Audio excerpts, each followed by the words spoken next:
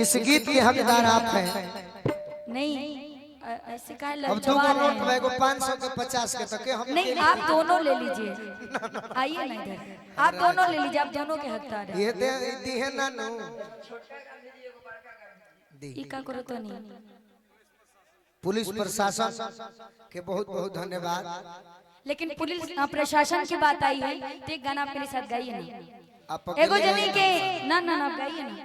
एगो जने एगो जान भोजपुरी में ना जान ना ना एगो जैसे सर जी बड़न ऐसने शादी भइल बनाया ना और उनकर मेहरारू बनाना गौना करा के आइल बड़ी, लेकिन उनकर सैया जी जात रहे कहां सीमा पर। अब बड़ा सुंदर भाव से कहत रही। अब हम ही कह दी तारा से तो हम कुछ कहो ना ज्यादा ई गीतिया के बाद तो भाई फौजी के बाद माने फौजी कहा तरी बड़ी प्रेम करिला ऐसे।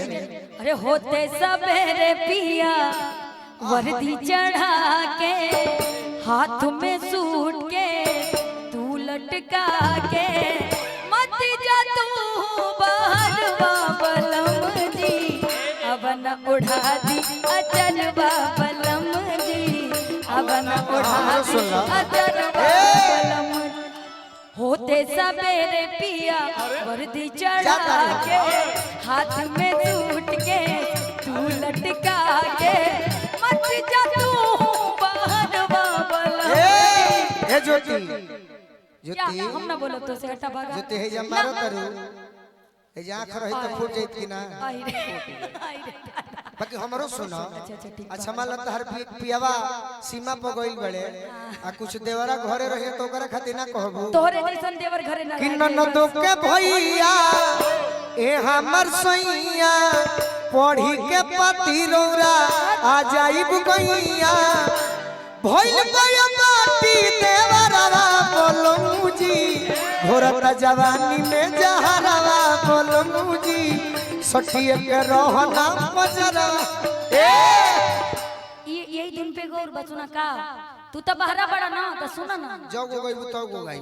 हाँ पक्का पक्का चलो, लेकिन हिसाब से हम बिना हिसाब अरे से जब से तू सैया कैला हरियाणा होटल घोटात नहीं के हमारा से खाना और जरल रोज अरवा बलम जी आ गोलू राजा जैसन के लाइन मारे लो देवरवा बलम जी लाइन मारे लो देवरवा अब सुनो। बलम जी। कहले बानी कि जाऊ हो गई तो हो गई। नहीं अरे हम तो तू ही कहतर कि ए सैया परी पैया बस का होई है हो रुपैया हाय हाय अरे न चाहे हलका नहरवा बोलमू जी अब न उड़ा दिया चरवा बोलमू जी सखिए के रहना बजरवा।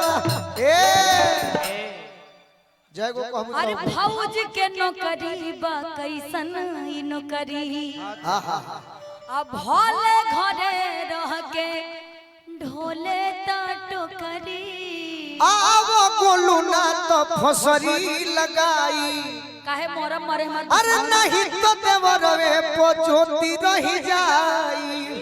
काहे अब जवाब हम सब काहे मत जे पूछो। जे बियाह कर के अपना सैया जी से देवरे के संगे रह जाई कारण बा का जेकर पियावा 10 साल सुना ना से पहले का बा भाव सुनो का बा। कारण सुनो ना पहले भाव सुनो कारण ना सुनी। भौज के नौकरी बा ई कैसन ह नौकरी बहुत अच्छा नौकरी है राइफल बड़ी काम करे नया नया बियाह भइल बा छोड़ के बाहर जाइबा भोले घरे रह के हरे राजा जी ढोले ता टोकरी।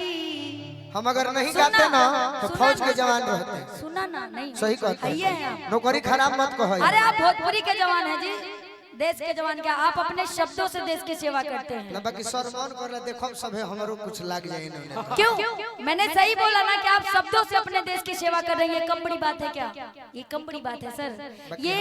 ये सरस्वती सबके भाग्य में नहीं है जो आपके पास है कि भौज के नौकरी बा कैसन नौकरी लगवा आ भोले घरे रह के ढोले दा टोकरी काहे हमरा दिलवा पे करेला तुम्हार हो वाह आ तू ही त बड़ा सैया जिए के आधार हो सही में तोहर धड़ बाकी अवन उड़ा दी अजरवा बलम जिया जिया अवन उड़ा दी अजरवा बलम जी अवन उड़ा दी अजरवा बलम जी अवन उड़ा दी अजरवा बलम जी चुटुर पुटुर बोले लुए डारली लड़ो सुटुर सुटुर चुटुर पुटुर बोले लुए डारली लड़ो सुटुर सुटुर आ जोनहरी में चल न करे के एक मिनट अब तो हमारे कटब घर नहीं बा कि जोनहरी में चलबा बियाह कला इज्जत से ले चला घरे के जोनहरिए खाली बा बतिया नहीं सुनत भोला भैया जोनहरी में ले जाए वालन का काम आवारा गर्दी होला आवारा लोग जोनहरी में ले जाला जे असली मर्द होला बियाह करके अपने घरे ले जाला अच्छा हम लिया जाए तो बोला ना कि चुटुर पुटुर बोले लुए गोरिया बियाह में सुनो बोले के पड़ी बोले के हम पड़ी। बोला तनी बोला हाँ, तनी बोला।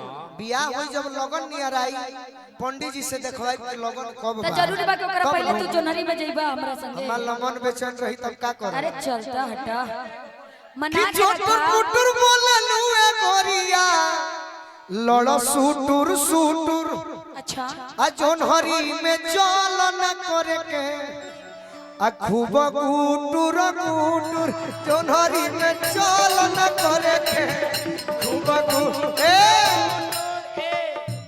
और एगो बात कही का पिज्जा लेखा पतरी कमरिया बरगर लेखा गाल चुप रह अब भरेलू चौकड़ी गली में कैसन आ चौमिन लेखा चाल भरेलू चौकड़ी गली में चौमिन लेखा